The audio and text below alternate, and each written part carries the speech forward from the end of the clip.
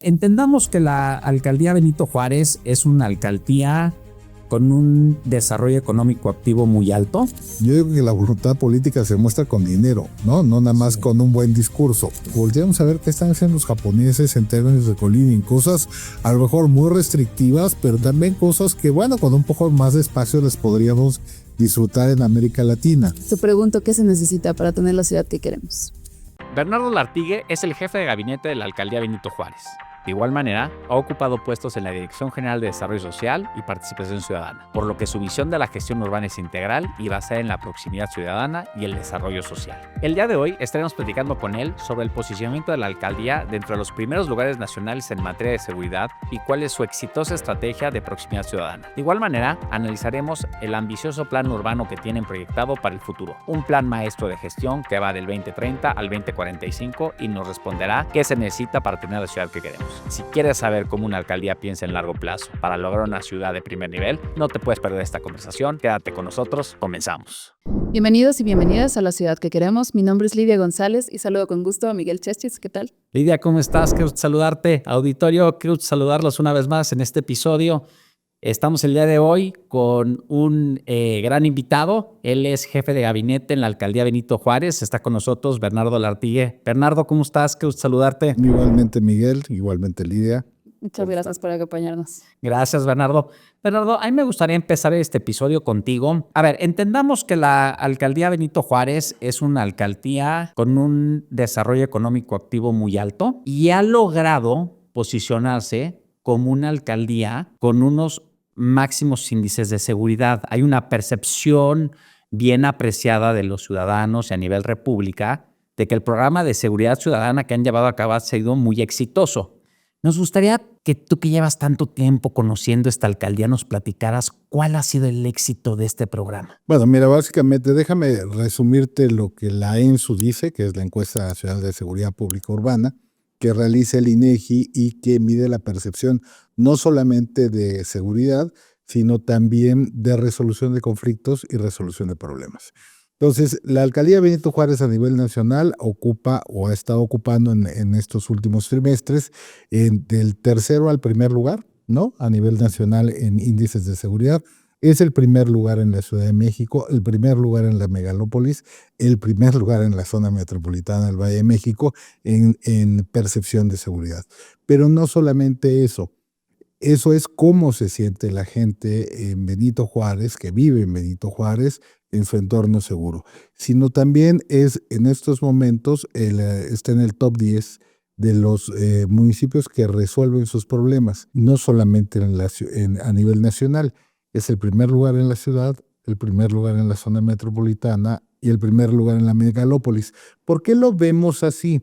Porque son la parte territorial que compartimos con muchos otros municipios o alcaldías, en el caso de la Ciudad de México, que tenemos o compartimos más o menos los mismos problemas. Porque aun cuando San Pedro Garza García siempre se ha distinguido por estar en los primeros lugares en seguridad pública, estamos hablando de una zona metropolitana al norte del país donde tienen otras características de vivir de manera muy, muy distinta. En términos absolutos, por supuesto, nos encantan los primeros lugares, pero también somos conscientes de que de alguna manera tenemos que compararnos con nuestro entorno inmediato. Ahora, ¿cómo hemos llegado ahí? Bueno, la estrategia de seguridad pública ha sido principalmente enfocada a los ciudadanos. Nosotros decimos que hacemos seguridad ciudadana, no seguridad pública. Hay una gran diferencia entre uno y otro. La seguridad pública cuida instalaciones estratégicas, cuida un entorno de ciudad, cuida una armonización de una serie de cosas en el contexto general de la ciudad. Y la seguridad ciudadana es mucho más próxima y tiene que ver con tu calle, con tu colonia, con tu mercado, con la tienda a la cual asistes. Y el enfoque que se le ha dado a la seguridad ciudadana en Benito Juárez tiene que ver con que en sí mismo la seguridad no sirve para nada. O sea, no quiero ser controvertido en el tema. Si no es útil para tu desarrollo, para que los niños puedan ir a la escuela, para que puedas abrir un negocio, para que puedas ir a las 9 de la noche a una farmacia, entonces no sirve para nada la seguridad. La seguridad, digamos, es un vehículo y es un estado de cosas que te genera condiciones de desarrollo tanto personales, familiares, como profesionales, también económicas. Entonces la seguridad tiene que tener ese enfoque. En sí misma, no nada más es un vehículo y un juego entre policías y ladrones. Y es un poco el enfoque que le hemos dado. Bernardo, qué interesante escucharte hablar de esta concepción particular de seguridad ciudadana y aquí preguntarte un poco por la inspiración o de dónde vino esta integralidad y sobre todo la apropiación por parte de la ciudadanía de este enfoque. Mira, tiene que ver primero, surgió como una estrategia de seguridad, ¿no? Pura, digamos, buscando mejorar el estatus de las cosas. Y hace un año aproximadamente, poco más de un año, empezamos con una reflexión de esto a dónde tiene que ir. No solamente es un tema de policías y ladrones, sino también es un tema de tejido social y tiene que ver con un tema de resolver problemas. A ver, hoy, por ejemplo, está mucho más tecnificado que hace un año la seguridad ciudadana en Benito Juárez. ¿Qué elementos tiene? Principalmente tiene proximidad ciudadana, que es una de las partes fundamentales, digamos, del espíritu de blindar BJ 360. Segundo, se ha incorporado el tema de protección civil y servicios prehospitalarios en la misma estrategia, que tiene que ver con emergencias urbanas, incendios, caída de cables, árboles y demás. Y también tiene que ver con esta otra parte de servicios prehospitalarios, que tiene que ver con enfermedades, accidentes, etcétera, y que todos estos servicios en su conjunto además son gratuitos en Benito Juárez. Entonces, cuando logramos esta amalgama de seguridad, cuando empezamos a incorporar y tecnificamos un poco más, digamos, los códigos Águila que se conocen, que son muy conocidos, y los hacemos con una lógica de patrullaje y no nada más con una lógica de que aquí hay una farmacia y vamos a ponerlo ahí, sino tiene una lógica territorial, pues evidentemente va teniendo un sentido distinto. Y las famosas libretas compromiso, que son aquellas que se ponen donde los policías pasan a firmar a estas casas, donde probablemente se cometió algún delito o donde se cometió algún delito o donde se presume que se pueda cometer algún delito por las condiciones del entorno. Y entonces esto va completando el patrullaje. Y finalmente un ingrediente que poco se ve, pero que me parece fundamental, que se exprese en confianza. Y ahorita te voy a explicar por qué y cómo sí se puede medir la confianza.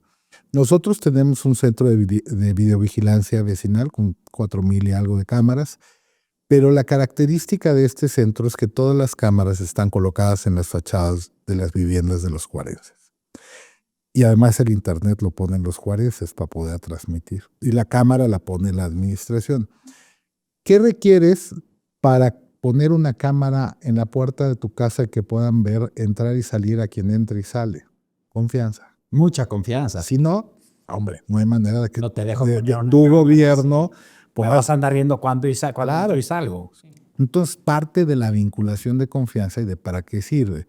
Y parte de un manejo adecuado, digamos, de estos recursos materiales y de este recurso de voluntad tan valioso que es la confianza de los ciudadanos en su gobierno. Y entonces, esto termina de completar, digamos, un poco el ciclo. Yo hace algunos años, cuando empezábamos a platicar con la administración anterior de blindar, yo les decía, es que el gran problema no es si la ciudadanía tiene confianza en sus policías, es si sus policías tienen confianza en la ciudadanía. ¿Ok? Porque, y esta es una reflexión, digamos, si se pasa un alto, pues un policía, ¿cómo va a confiar en alguien que lo primero que le ofrece es una lana para dejarlo ir y no levantarle la multa? ¿No? Entonces teníamos que generar también un tejido de confianza de policías con los ciudadanos. Y también el otro ingrediente del otro lado tiene que ver con cuidar a quien nos cuida. Es decir, mejorar las condiciones de los policías y de sus familias para que Benito Juárez se convierta en un lugar atractivo para trabajar. Y entonces tengo que cuidar mi chamba en Benito Juárez y la tengo que hacer muy bien porque aquí me va bien. ¿Qué población tienes de Benito Juárez? Porque sabemos que es de población habitante, a lo mejor son 400,000. Pero de población Flotante. 2.5 millones de personas vienen a Benito Juárez todos los días. Es una locura. Sí, claro. Pero también ellos demandan seguridad, demandan servicios, demandan resolución de problemas, Estás demandan contando todo. toda esta operacionalización de lo que decimos ahora la ciudad de los cuidados y nos estás poniendo ejemplos que para mí, ¿no? Lo primero fue, bueno, ¿y cómo se financia todo esto? Siendo que no solo es para quienes habitan allí, sino para quienes también visitamos. Se financia con recursos propios de la alcaldía. El tema es, yo digo que la voluntad política se muestra con dinero, ¿no? No nada más con un buen discurso. Porque, entonces, el Benito Juárez, el alcalde Benito Juárez, Luis Mendoza, invierte cerca de 270 millones de pesos al año en seguridad nada más. Y buena parte de esto se va en salarios de los policías. Cuéntame eso, porque entendemos que las alcaldías, los policías en realidad dependen de la Secretaría de Seguridad Ciudadana, pero Benito Juárez ha hecho un esfuerzo distinto, ha hecho algo alternativo. A ver, nosotros tenemos un contrato, como el que tiene cualquier empresa particular, con Policía Bancaria Industrial y con Policía Auxiliar. Nosotros nos proveemos de las dos policías, digamos, que dan servicios particulares en la ciudad. Y nosotros pagamos por nuestros policías, están a nuestro cargo, nosotros los equipamos con patrullas, vamos con todo lo necesario para que puedan desarrollar y desempeñar su función, y por supuesto nosotros hacemos el planteamiento de la estrategia de seguridad y vigilancia integral. O sea, tomamos el paquete completo a nuestro cargo, por supuesto en coordinación con la Secretaría de Seguridad Ciudadana, pero los impuestos de los juarenses van dirigidos 270 millones de pesos al año al tema de seguridad. O sea, mucha plata. Mucha lana. Sí, pero está dando los resultados. Claro. Dime una cosa, ¿a quién tienes? ¿Está San Pedro Garza? ¿Quién más? Porque me dijiste que del 1 al 3. O sea, mira, está San Pedro Garza García, que tiene una característica, Piedras Negras, que tiene otra característica totalmente distinta, muy inspirados en la frontera, por cierto, todo su aparato de seguridad. Con ellos nos damos un quien vive, somos el 1, 2, 3, y ahí vamos siempre.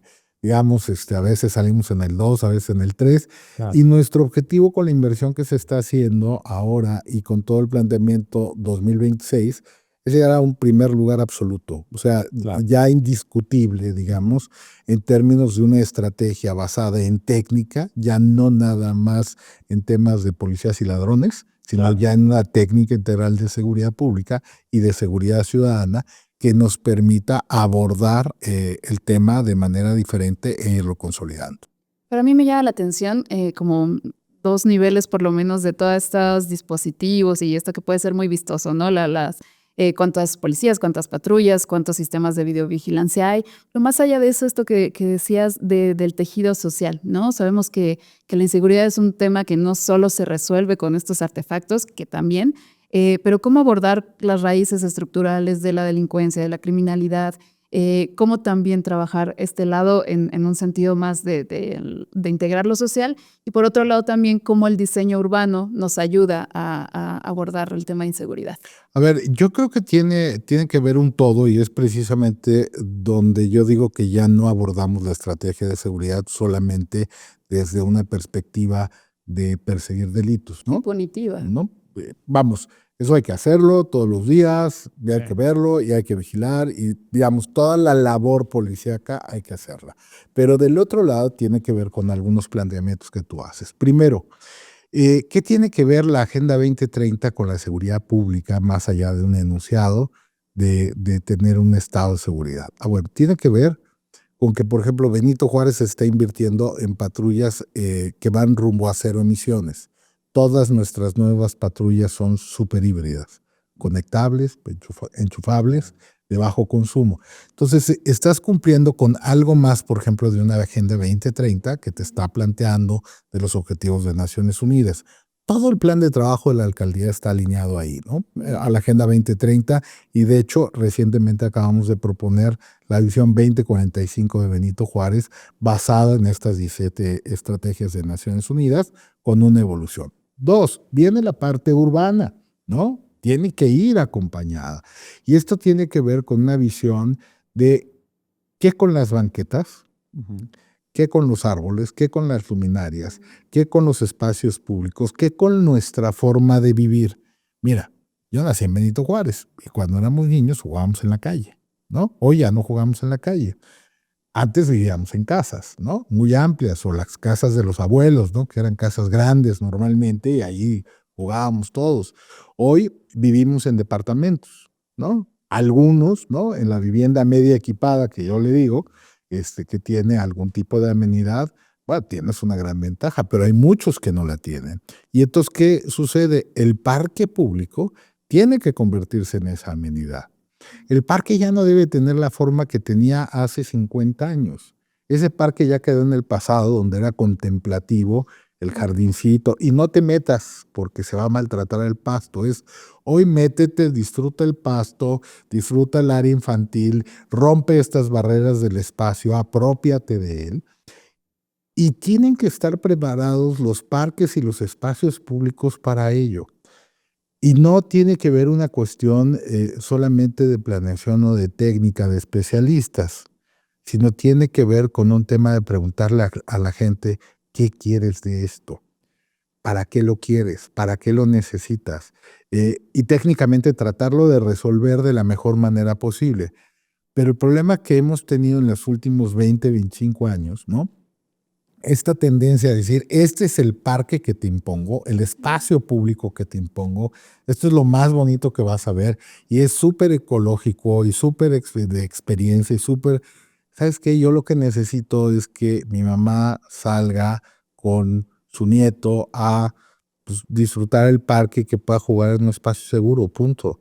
¿Cómo ha sido esta parte de cercanía con la ciudadanía y de ganarse la confianza de y de preguntarles por estas prácticas? Son muchos años. A mí me honra que Benito Juárez ha estado ligado en los últimos, 30 años a la alcaldía y al gobierno de alguna manera desde distintas trincheras, pero tiene que ver con un diálogo continuo de qué queremos los que ahí vivimos. Y tiene que ver con esta comprensión de que hay momentos que se tienen que cerrar ciclos y abrir nuevos. Te pongo un ejemplo. Hoy todos los deportivos de Benito Juárez están renovados. No hay uno solo que esté a lo largo de este gran ciclo. Y Benito Juárez recibió la alberca olímpica con nata verde en el año 2000. Nata verde. No se podía nadar y había redacuajos adentro del agua. Así la recibió en el año 2000. Hoy a la distancia es una instalación que la disfrutan miles de juarenses, y no solamente eso, sino de toda la Ciudad de México, que tiene una vocación de escuela, ¿no? Deportiva y demás. Y ya se le renovó y se le sigue metiendo en mantenimiento y se siguen haciendo cosas positivas en esos deportivos. ¿Qué necesitamos hacer? Es decir, ¿cuál es el nuevo deportivo que necesita la gente a partir de este momento? Esta visión que les hablaba yo del 2045, ¿de dónde vamos a partir del 2030? ¿A dónde va esta nueva agenda de 15 años? Ya llegamos hasta aquí, como decía el clásico, haya sido como haya sido, pero ya llegamos hasta aquí. Ahora, ¿qué gobierno y qué estilo de entorno de vida les vamos a proponer a los cuarenses por los próximos 15 años? ¿No? Y esa es un poco la visión, y tiene que ver con este diálogo con la ciudadanía del que quieren. Y me interesa esto que decías de la alineación con Agenda 2030, por ahí, si puedes desarrollar en qué otros temas va a destacar la alcaldía. A ver, nosotros participamos en 11 de las 17 estrategias que son las que nos tocan. No tenemos litorales, no tenemos, por eso digamos no nos tocan. Y hay algunos temas que son exclusivos de la Ciudad de México que no le competen a las alcaldías. Nosotros participamos en 11, participamos inclusive en medio ambiente, tenemos la planta captadora más grande de agua pluvial de América Latina, las dos. Una es el techo de la alberca olímpica y el Juan de la Barrera, que se adecuó para convertirse en una captadora de agua pluvial, y los cárcamos viejos que estaban en desuso de la alberca se ocupan para ahora almacenar agua de lluvia. Y los edificios, tanto el principal de Uxmal como el del Deportivo Benito Juárez, son captadores de agua pluvial. ¿Bajo qué premisa? Cada litro que logramos cultivar de agua de lluvia en Benito Juárez es un litro menos que le demandamos a la ciudad. Entonces, ¿qué sucede? Pues pones un litro más de agua disponible al resto de la ciudad. Y ahí está parte del compromiso, digamos, de los servicios metropolitanos. Claro, de la 2030. Entrarle al tema colaborativo, ¿no? Que además es, yo creo que el objetivo más importante del 17, pero es el más importante en Naciones Unidas. Que es decir, a ver, la parte colaborativa, yo no lo sé todo, Pero lo que sí sé bien, como el tema de seguridad, o tengo una experiencia en mis propias características, lo pongo al servicio de las demás alcaldías. Yo, quien quiera puede llegar a Benito Juárez y decir, oye, queremos saber qué están haciendo y cómo lo están haciendo, ¿no? Y de alguna manera abrimos la puerta. Y de la misma manera tenemos los espacios deportivos, los espacios sociales, ¿no? Que también son muy importantes. Somos la alcaldía con más casas de cultura per cápita en la Ciudad de México y eso nos permite acercar una bola de servicios a los ciudadanos. Algunas muy modestas, pero a final de cuentas el contenido es lo importante.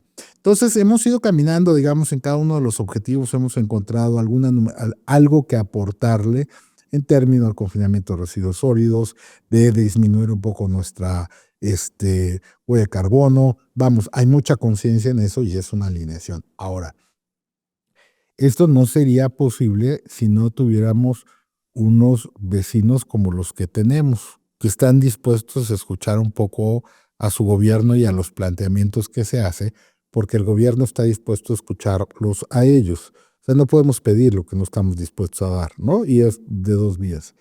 Y entonces es un poco esta construcción de la 2045, donde los juarenses vamos a entrar en un proceso donde nos tendremos que imaginar esos parques, esos jardines, esas banquetas, esas vialidades. Hombre, hacernos planteamientos como decir, alguna vez lo comentábamos Miguel y yo, a ver, si esta ciudad tiene una ubicación preponderantemente de factibilidad para energía fotovoltaica, pues dejemos de ranurar la ciudad, con todo respeto para los señores de gas natural, y veamos cómo aprovechamos el gas natural en plantas de ciclos combinados o en grandes consumidores de energía, o lo aprovechamos de otra manera. Tenemos que empezarle a bajar el riesgo también a nuestro hábitat, a nuestras viviendas, ¿no? Hoy el gas es un gran riesgo, la instalación de gas se ha vuelto vieja y tenemos que hacerlos. Bueno, si tienen que hacer un replanteamiento de inversión el propietario de su vivienda, pues que se lo haga completo. ¿Qué tipo de energía quiere utilizar? ¿No? Y empezarnos a plantear desde lo local, que para mí se vuelve clave, a lo nacional. Si volvemos a cometer el mismo error de tratar de ver la ciudad desde arriba o el país desde arriba y no lo vemos de lo local y vamos haciendo una especie como de rompecabezas que nos dé una radiografía de ciudad o de región dentro de la propia ciudad, difícilmente vamos a construir ciudad o hacer ciudad. Claro.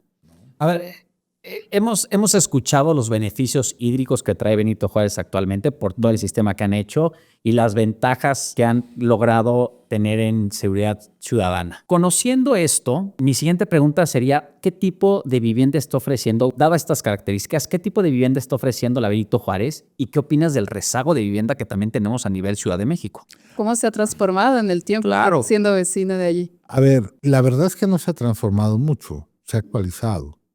O sea, tiene que ver con que Benito Juárez siempre ha sido una alcaldía en toda su extensión, hasta de la parte más, digamos, popular de Benito Juárez, muy noble en términos de servicios y por su ubicación, por un lado, ¿no? Su conectividad, su acceso a servicios públicos, etcétera. Te voy a poner un ejemplo. En los años 80, Benito Juárez éramos 750,000 habitantes. Hoy somos 400,000. ¿Cómo? Claro, tenemos un fenómeno de despoblamiento. De hecho, en el año 2000 fue el pico más bajo con 293,000 habitantes. Y se ha recuperado un poco. Entonces, se tuvo que recuperar Benito Juárez en términos de vivienda. Por eso, la oferta de servicios es vasta. Si tú me dices cuánta agua demandan, pues demandamos menos que en los años 80. Por dos fenómenos somos menos y además porque se ha hecho eficiente el uso del agua, ¿no? Regaderas ahorradoras, ecotecnologías, etcétera, etcétera, ¿no? O sea, pues hoy demandamos menos agua y somos, ¿no? Tienes potencial, claro, demandamos menos energía eléctrica, consumimos menos que antes. Y no solamente por el LED, ¿no? Digo, un poco por la tecnología. Pero, a ver, ¿qué tipo de vivienda? A ver, tenemos una vivienda media equipada en Benito Juárez, de buenos acabados, donde la gente quiere ir a vivir. Si no, en los últimos 10 años no se hubiera reprobado con 100,000 personas. 100,000 personas tomaron la decisión en los últimos 10 años de ir a vivir en Benito Juárez. Y perdón por lo que voy a decir, y no precisamente porque la vivienda sea barata, ¿eh? Claro.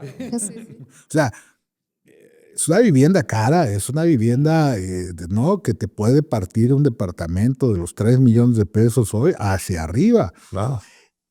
Y vamos, no cualquiera puede hoy pagar 3 millones de pesos ni una hipoteca sobre esos montos, ¿no? ¿Cuánto necesitas ganar?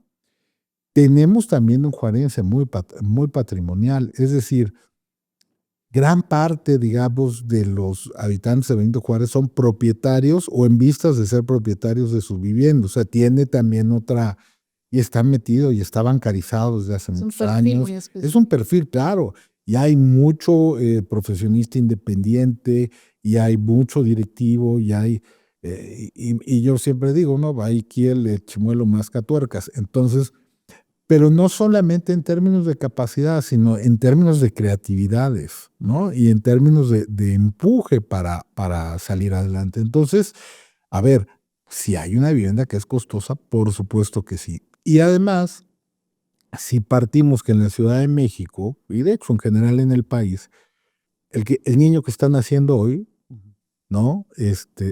Solamente el 1% va a superar la condición actual de sus padres. ¿No? O sea, Ese es un dato brutal. No, tenemos un futuro muy negro para las siguientes generaciones.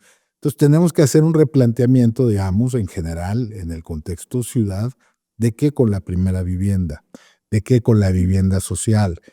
La tenemos que temporalizar, ¿no? Podría ser un planteamiento de un primer impulso, podría ser que el gobierno le entrara por ahí. Tenemos nuevas formas de co-living, ¿no? Y que en Benito Juárez hay muchas expresiones de esto, y que para algunos puede parecer atractiva por lo menos los primeros años de la vida productiva.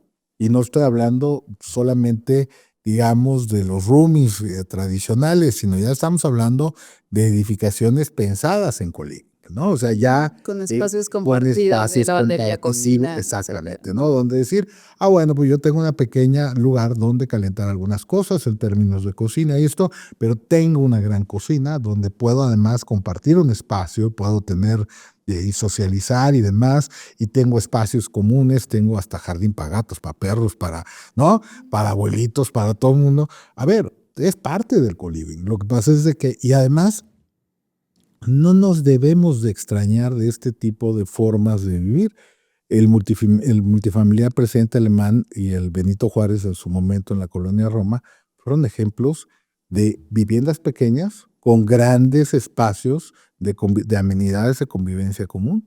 Y hoy que pues, se han tecnificado y... Claro, el mercado se apropia y lo transforma y evoluciona. Y ha habido cambios generacionales también, era lo que estábamos platicando anteriormente. Y en los países del mundo, hombre, volteamos a ver qué están haciendo los japoneses en términos de co-living. Cosas a lo mejor muy restrictivas, pero también cosas que, bueno, con un poco más de espacio las podríamos disfrutar en América Latina, ¿no? Pero que tiene un sentido de cooperativa que vamos hacia allá. Quienes nos dedicamos a políticas de vivienda, pues queremos empujar, ¿no? Y claro. entonces, pues acá hay expresiones. A ver, tenemos mucha tierra disponible en la ciudad, hablando, donde podríamos que construir vivienda social de transición. Es decir, es atrevernos un poco a este asunto de decir, a ver, tenemos jóvenes que necesitan una primera vivienda y necesitamos que estén céntricos y necesitamos que se vuelvan productivos y necesitamos que acaben la universidad y se titulen, ¿no? Y se gradúen y ponerles, digamos, este primer piso parejo, que suena como ya una edificación muy sofisticada, pero hay que intentarlo. Solo así. Y entonces, pero es que solo así, porque si no, no van a superar la condición que actualmente tienen los que nacieron hoy. Claro. Entonces, ¿qué sucede? A ver, mira, te vamos a dar una vivienda de transición en la cual durante X número de años, los que sean 3, 5, 4, lo que considere, digamos, la parte de desarrollo, a una vivienda subsidiada, en la cual se convierte en una plataforma, digamos, de desarrollo y posteriormente, ¿no?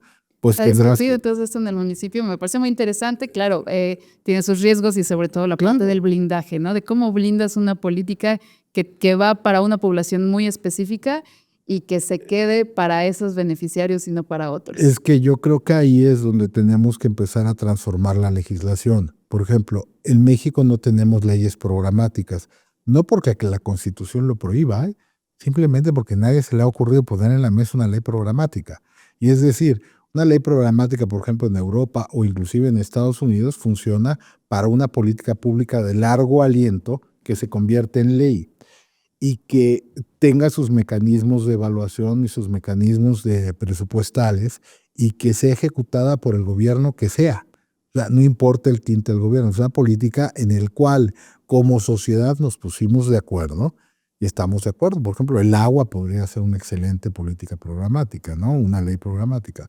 Pero tiene que ver con eso, ahí es donde logras la certeza jurídica. O sea, si realmente le queremos entrar a los temas, le tenemos que entrar también a la parte legislativa. No nada más se me ocurrió hoy enterrar unos tinacotes de 10,000 litros para almacenar agua de lluvia. Sea de una administración y no haya continuidad. Y lo que dices de la evaluación, lo que me va a hacer tratar de llevarte hacia la planeación.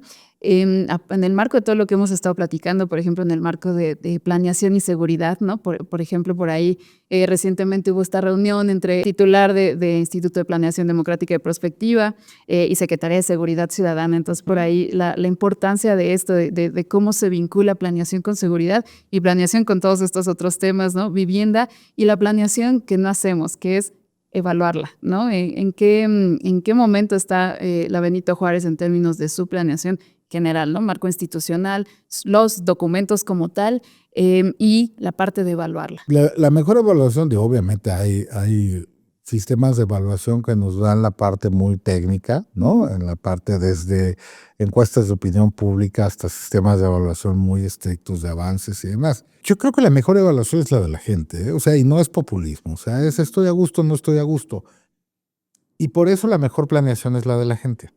A ver, hemos planeado muchas cosas en este país a lo largo de muchísimos años. Creo que somos el país más diagnosticado del mundo. Tenemos una tonelada de diagnósticos sobre cualquier tema que me digas, hay un diagnóstico.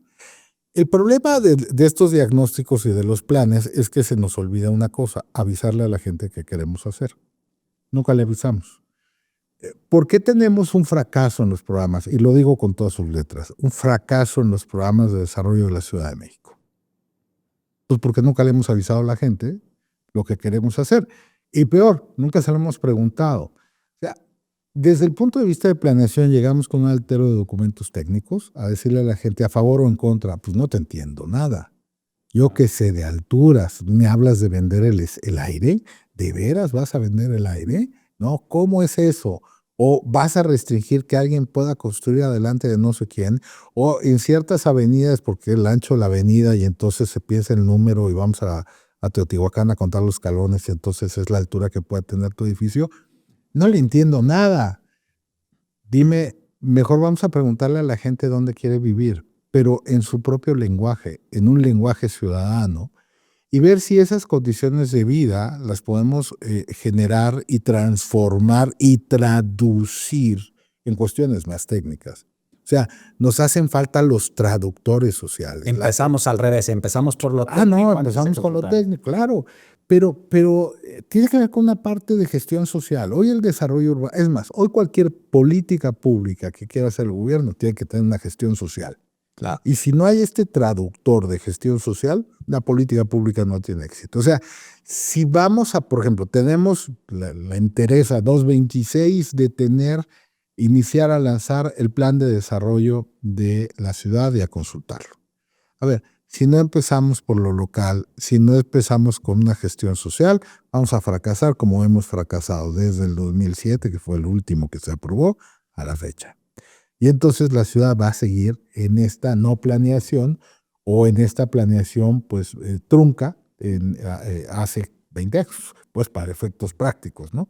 Entonces, me parece que tenemos que la mejor planeación tiene que ver con la gestión social, con entender dónde quiere vivir la gente, entender y además hay problemas en la ciudad. Por ejemplo, la hipoteca inversa, ¿no? Que es un fenómeno que funciona muy bien en muchas partes del mundo. En México no jala porque partimos de la desconfianza, ¿no? El fideicomiso, ¿no? Supuesto fideicomiso al que entra, a diferencia de otros países. Exactamente. Entonces, híjole, pues entonces esa persona que a lo mejor ya está en el ocaso de su vida y que podría y tendría derecho a disfrutar su patrimonio, pues no lo puede disfrutar porque no tenemos condiciones jurídicas para dárselas. Y entonces eso nos liga al desarrollo, ¿no? Porque entonces en esa colonia donde tenemos características similares, entonces queremos empezar a construir edificios y la gente dice, no, pues si yo ya me quiero morir, tranquilo. Sí, a ver, mis últimos años de mi vida no pongan un edificio enfrente, ni una escuela, ni nada. Como está todo dar. Pero si empezamos a preguntarle y a darle opciones, digamos, de cómo mejorar su propio estatus actual de vida y disfrutar, en el ocaso de su vida, sus 10, 15 años que le quedan, bueno, pues empezamos a tener una condición y un diálogo distinto, porque entonces me empieza a interesar. Y hay ejemplos de ello donde hace algunos años llegaban los desarrolladores y le decían a la gente, oiga, no es que le compre su casa, no quiere invertir con nosotros, mire, al final le vamos a dar una lana, un departamento donde vivir y vamos a construir un edificio, ¿no? Y entonces vamos a darle una vocación de unifamiliar a plurifamiliar y entonces usted gana dinero, yo gano dinero, usted tiene dinero en el banco, no pierde donde vivir y listo. Suena fabuloso, por supuesto que sí. El problema es que no fue una política pública, fue una iniciativa de algunos grupos empresariales. Somos reyes de iniciativas aisladas, Claro, que no se aplican y que no se programan. Y que no se evalúan. ¿A dónde están ellos? ¿Dónde están ellos que a lo mejor en 2002 hicieron eso? Algunos ya se murieron, bueno, la gente se muere, es algo... Ciclos también. No, los ciclos también. Bueno, pues hay que evaluar qué fue lo que pasó. A lo mejor resultó una gran idea porque les dio la ventaja de poder vivir muchos años de su patrimonio y tener una vivienda digna, segura, en favor de ellos, ¿no? Con seguridad, de nuevo seguridad y planeación, un poco como para hablar de las responsabilidades, ¿no? Comentaba esto del marco como de instituciones, así como el Instituto de Planeación y la Secretaría de Seguridad, pero por ejemplo también hay esta disposición de la ciudadanía a invertir de manera autónoma en todos estos artefactos, o sea, en cerrar las calles, ¿no? En poner sus propias cámaras, pero sin una red, sin que esté vinculado, incluso por ahí la disposición a invertir su presupuesto participativo, ¿no? por colonia en dispositivos de seguridad. ¿A quién le toca y cómo repartimos esta tarea frente a la seguridad planeada? A ver, es que necesitamos nuevamente partir de que, a ver, nos dio por la automatización de todo, ¿no? Y entonces en la automatización resulta ser que no estamos tomando en cuenta cosas. Déjame ponerte hoy para abrir un comercio, el que tú quieras, te metes una página de internet del gobierno, llenas una serie de datos, una servilleta puede ser un uso de suelo, ¿no? Si tú dices que lo es, y partimos de la confianza, ¿sale? Y en cuestión de unos cuantos días tienes tu certificado para abrir tu negocio. Y las preguntas que hay que hacerse, ¿esa papelería se necesitaba? ¿O hay otras 200 en la del Valle? ¿No? Antes tenías que ir a recurrir a un sistema y te diga, oiga, mire, si la quiere abrir en la del Valle, pues qué bien, es su lana y su riesgo, pero hay 200, ¿no? Pero mire, de este lado del Letral Valle solamente hay 20. Entonces, la probabilidad de que tenga éxito su negocio es de este lado. ¿A qué voy con esto? Hemos perdido el contacto humano como para orientar. Y también hemos perdido que los gobiernos, por lo menos en la Ciudad de México, continúan con el pulso de hacia dónde sí quiere la gente y hacia dónde no quiere la gente desarrollarse. Y voy al tema de los presupuestos participativos. A ver, se ha convertido en un rehén de 50 votantes por colonia. O sea, qué bueno, hay muchos vecinos, ¿no?, que pueden participar, pero el ejercicio democrático en las zonas esperando. No, claro que no. En las zonas más participativas, tú preguntas en una encuesta qué porcentaje de la gente participa en una asociación de corte social, ya no te estoy hablando político, social, no pasa del 3%, que tienen un interés de participación en una asociación, así sea la asociación de padres de familia de la escuela, Que te involucres socialmente en algo, ¿no? Entonces, con un 3% de coparticipativos, ¿no? Pues ¿a dónde vamos a parar? Pues a ningún lado. No le quito legitimidad a los que hoy tienen una representación vecinal. Simplemente hay que replantearnos si 100 votantes o 200 votantes puede decidir a lo mejor 1 o 2 millones de pesos de un presupuesto dirigido a un proyecto que además presentaron 5 personas, ¿no? Me parece un poco poco democrático inclusive el asunto si a la demos nos vamos en serio. La otra parte, no estamos desperdiciando recursos, es decir, por ejemplo, en cámaras, la gente dice, vamos a poner estos arbolitos con cámaras en los parques porque están padres. Ya le preguntaron a los expertos de seguridad y a los C2 Sur y al C5 y a los centros de videovigilancia vecinal si eso les sirve. ¿Le sirve al vecino en decir, ya pusimos unas cámaras, hicimos algo por la seguridad del parque? Pero lamentablemente los parques no es lo más eficiente videovigilarlos. Lo más eficiente es apropiarnos del espacio, que no tiene que ver ni con cámaras ni con policías, sino con actividades. Con ojos. Con ojos y con actividades. Entonces, un poco, también hay que dejar a los expertos terminar de orientar el tema, ¿no? Por un lado, sí, está bien, preguntémosle a la gente, ¿queremos más seguridad? Ok, entonces vayamos con los expertos y veamos en qué hay que invertir. En cámaras, una cada 5 casas, sale, una cada 5 casas, le entramos, va. O en patrullas, o en cruces seguros, o en mayor iluminación, o en cientos de cosas que se podrían invertir. Creo que por ahí es una cuestión importante. Y dejan ponerte ejemplos, ¿no? De pues centavos. La gente dice, vamos a comprar patrullas, ¿no? El año pasado recibimos 3 patrullas. Yo les dije, de la misma colonia, las compró la misma colonia. Yo les dije, muy bien, ¿y quién va a pagar los policías? Pues ustedes. Caray, ¿y yo por qué? Si las patrullas son tuyas. O sea, ¿yo por qué tengo que pagar a los policías? Y no hubo esa articulación. Claro, o sea, yo lo ponía en un ejemplo, porque además, déjenme decirles, logramos comprar 3 patrullas a precio de 2, ¿no? O sea, ahí medio, ¿no? Hasta la administración dijo, oye, vamos a extenderle, las compramos sin equipamiento y la administración le mete el equipamiento. Ahí hicimos magia para que pudiera suceder de tener más con menos. Y yo lo único que les dije, nada más que esas patrullas requieren 6 policías. Y el presupuesto para que yo tener 6 policías 24 horas al día, 365, es 3 veces lo que valen las patrullas al año. Esas no se acaban. Y además hay que ponerle gasolina y hay que darle mantenimiento y hay una bola de cosas. Entonces, los vecinos me dijeron, entonces, ¿qué hacemos con las patrullas? Hacernos conscientes de que lo que yo me imagino que puede ser no necesariamente es.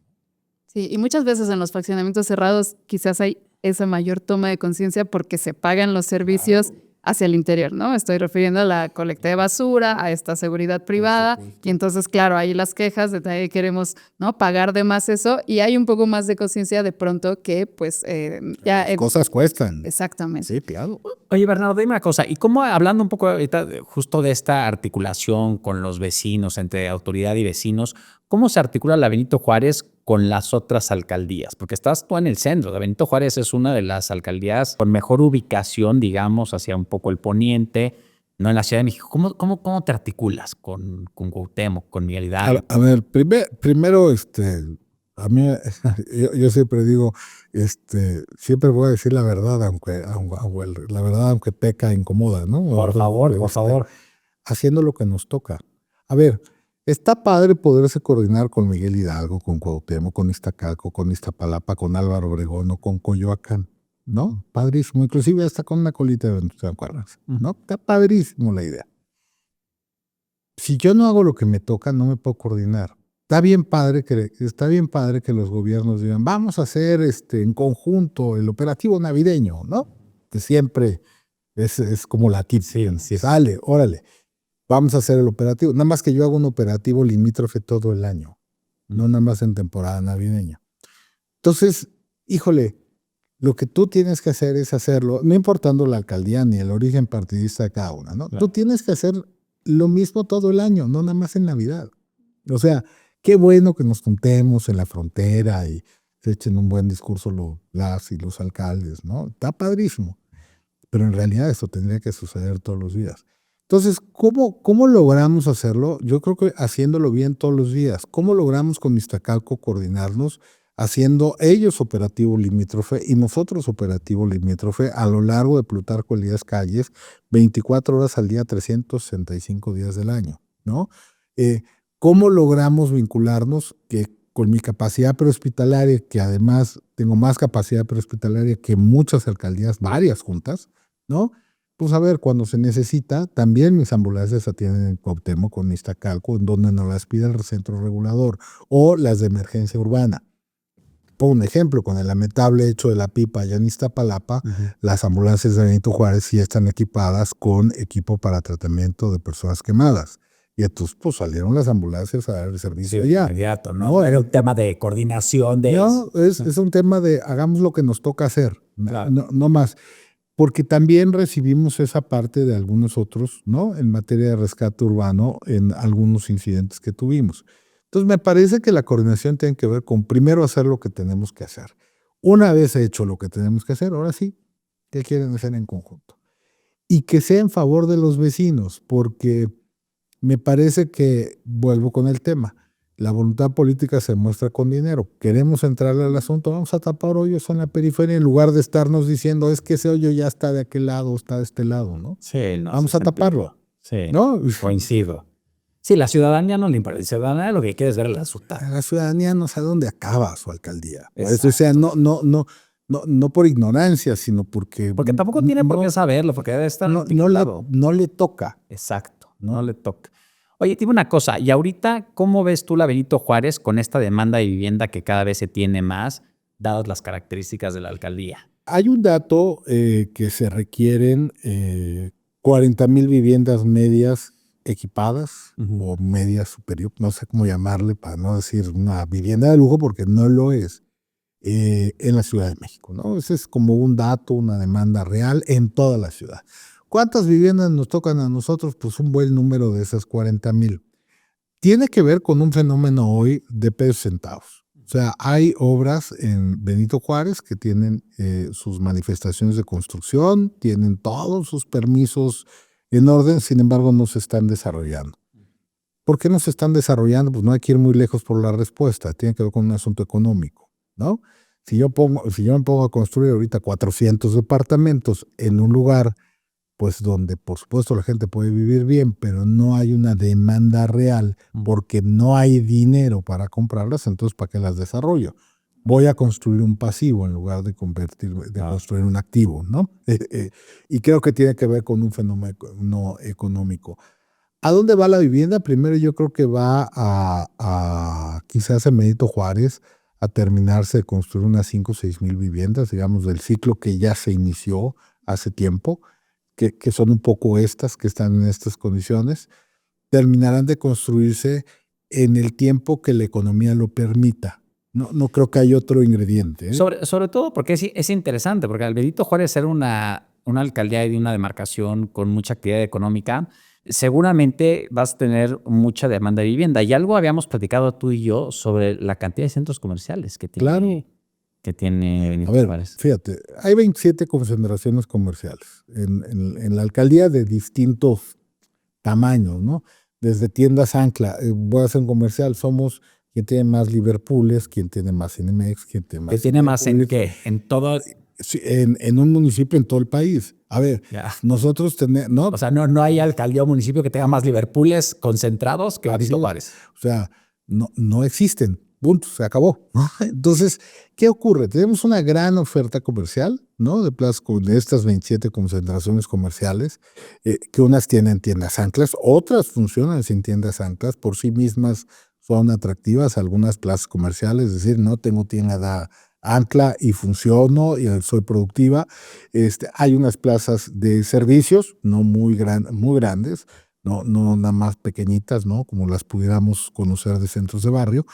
Y esto yo creo que permite que la gente en Benito Juárez casi salga, decida en qué dirección caminar y encontrarse una tienda de conveniencia. Pues, o sea, no necesita, digamos, decir voy a aquel o voy a aquel o voy a aquel, simplemente a donde le atine. Y va a encontrar un comercio que le va a resolver algo. A ver, esto por supuesto que es atractivo para vivir aquí, ¿no? Para vivir en Benito Juárez. Pero también creo que la parte, digamos, de cuánto me cuesta una vivienda en Benito Juárez también tiene que ver un poco con este asunto de que digo, pues no está tan fácil acceder a la vivienda. ¿Me puedo convertir en atractivo? Sí, pero no está siendo, en estos momentos económicos por el cual estamos atravesando, no está siendo factible aventarme una hipoteca de 5 o 6 millones de pesos. De quienes ya son habitantes, digamos, más o menos arraigados en la alcaldía, sabemos que con un proyecto nuevo de vivienda hay dos principales quejas, o tres si incluimos dificultades de tránsito y movilidad, pero una es el agua, ¿no? Tanto escasez del agua como calidad del agua, y como el episodio que se vivió en Benito Juárez, y por otro lado, temas de corrupción. Entonces, por ahí, ¿cómo se están abordando estos temas con respecto a los habitantes que ya están allí? A ver, con el tema del agua hay una capacidad instalada disponible. Esta administración está paseando por 2 temporadas de supuesta escasez de agua y no hemos tenido que soltar pipas. Entonces, lo que quiere decir un poco el asunto es que tiene que ver con un ambiente general de que creemos que no hay agua y que hay que cuidarla. Lo segundo, claro que hay que cuidarla. Tercero, en la medida, la Ciudad de México no demanda más agua de la que demandaba en los 90. Sigue siendo, y el Cutzamala y el sistema Lerma-Cutzamala sigue teniendo, digamos, esas capacidades a pesar de la baja inversión en mantenimiento. Hemos incrementado, por ejemplo, y sustituido pozos en Benito Juárez. Benito Juárez, más o menos el 55% depende de los pozos de Benito Juárez, no del Lerma Cutzamala. Y precisamente por eso tenemos poco impacto cuando el Lerma Cutzamala no tiene algunas deficiencias. Ese es un punto importante. Segundo, con el tema de tráfico, por supuesto que sí, pero hoy tenemos menos coches. Y, a ver, cuando yo era... La política de movilidad ha cambiado. Ha cambiado, y además hasta mi conducta. O sea, yo cuando tenía 20 años yo quería tener coches. Bueno, desde los 16, ¿no? Y ahora es un privilegio y peleamos por no tener auto. Pero ahora peleamos por no tener auto y por no usarlo. Y los chavos hoy de 18, 20 años no están pensando en el coche que les van a dar sus papás, ¿no? O sea, están pensando en tener, ¿no?, la posibilidad de o moverse en un Uber o hasta en un Uber moto. Pues se están pensando de otra manera, digamos, en términos de cómo me muevo.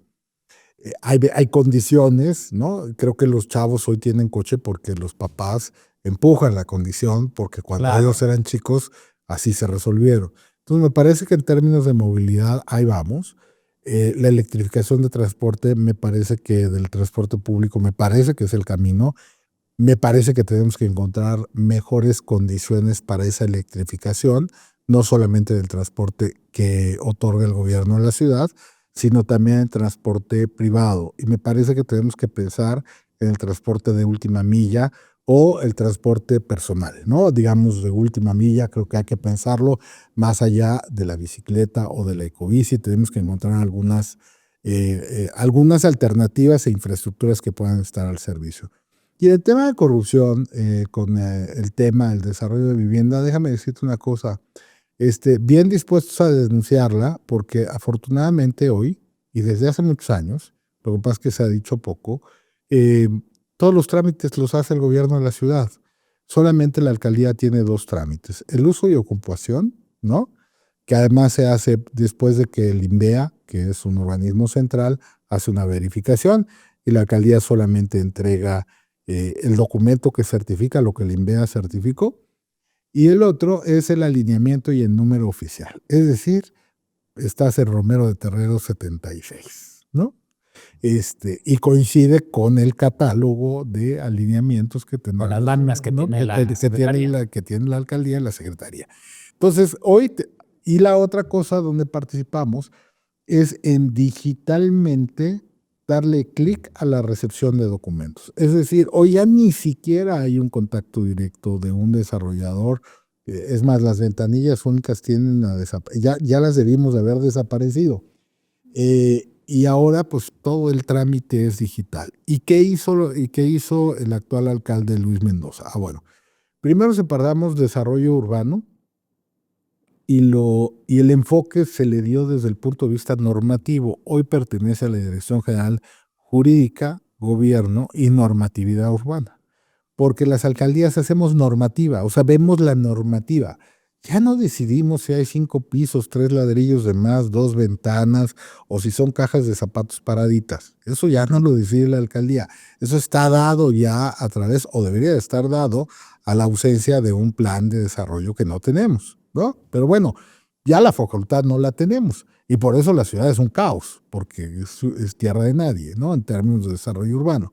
Segundo, separamos el tema de obras también públicas y lo pasamos al área de administración. ¿Por qué? Porque es un ejercicio contractual. Tampoco las alcaldías hoy tenemos diseñadores de puentes, ni hacemos proyectos, ni nada por el estilo. Todo lo contratamos, ¿no? Entonces, pues que todo pase por contratos, ¿no? Entonces necesitamos expertos en contratos, no expertos en obras, ¿no? O sea, necesitamos creativos, sí, claro, de lo que queremos hacer, pero hoy ya no tenemos este dibujante que se aventaba, voy a hacer los duros y los maduros, ¿no? Y la visión, ¿no? Ya no, se perdió hace, te diría yo, 15, 20 años esa actividad dentro de las alcaldías. Y entonces, ¿a dónde nos lleva? Tenemos una política en la cual cualquier construcción que se desarrolle en Benito Juárez la verificamos. Y no tenemos problema de clausurar la que tengamos que clausurar. No formamos parte del interés de la cadena de las obras ni de ese tipo de cosas, más que hagan bien las cosas. Lo único que le pedimos a los desarrolladores, tengan bien sus documentos, tenganlos completos, que no sean apócrifos, o sea, olvidemos un poco el tiempo del oscurantismo. Porque también está demostrado que no puedes frenar el desarrollo urbano. No. Creo que ha habido ejercicios donde de repente gobiernos dicen se cierra las No se tarifas. trata de cerrarlo. Y me parece, exacto, eso le ha dolido mucho a la ciudad en tema de recaudación de tarifas de gobierno, de derechos, del impulso económico. Pero ha dolido porque hemos tenido la adolescencia de tener un plan de desarrollo en el cual nos pongamos de acuerdo, ¿eh? O sea, volvemos al origen de un poco la planeación y un poco cómo dialogamos con la gente y un poco cómo gestionamos los proyectos sociales. Sí, no es la alternativa. O sea, debemos frenar el desarrollo urbano, la construcción me parece que no es la alternativa. No, sin embargo, está en la cabeza de la gente porque no le hemos ofrecido. O sea, si tú al ciudadano le preguntas de una colonia promedio, oye, ¿quieres un edificio? No, que lo van a poner en la colonia de enfrente. Aquí al lado no me pongan al lado, ¿no? O sea, sí hay un rechazo al desarrollo, como tenemos una resistencia en México al cambio brutal, ¿no? O sea, hay que partir de ello. Pero en cualquier país, en Estados Unidos, en Nueva York están los NIMBYs, ¿no? Not in my backyard. O sea, no es un tema, pareciera que es un tema... Así nombrados, pero sí, se está de todos lados. Y pues te agradecemos muchísimo, Everardo, que si no nos vamos a colgar con esto y otros temas.